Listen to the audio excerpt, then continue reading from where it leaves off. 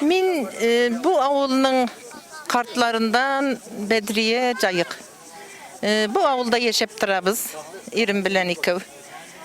İrimnin yağı Orenburg yaklarından kilgenin bilebiz. Kazanlı yürüge bardık, konakka bik şatlanıp kayttık. Mine şulay her yıl saban toylar yasıyız, kıtlıyız, bala çağalarımız körüşsün, tanışsın, bilişsin deyip. Kartlar yeşler kartlarını kürsün, bilsin. Kültürümüz bitmesin, tilimiz bitmesin, almaşmasın deyip uğraşarız.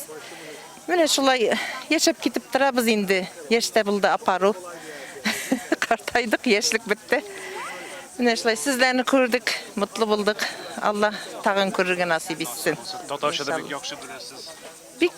Bir Türkçe almaş değildi de. Şimdi yine ezrek bulsa da kırıyımdan gidip barabız. Tatarlarga ne seytirgedirsiniz?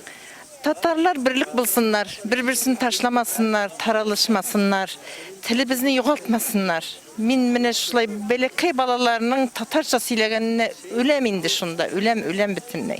Min evi bile üskenge tilimi bite deyip korkup duram. Bir Tatarca söylegen bala kursam yaman yaratam, hoşuma giteyindi.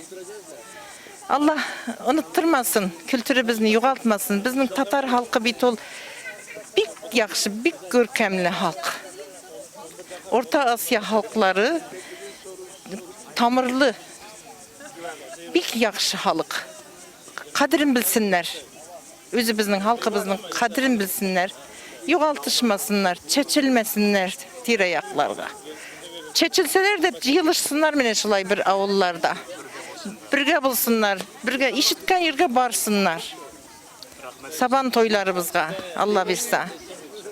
Tağın körüşürge nasip etsin inşallah. Hayırlı günler bilsin sizge de. Hayırlı işler, başarılar inşallah.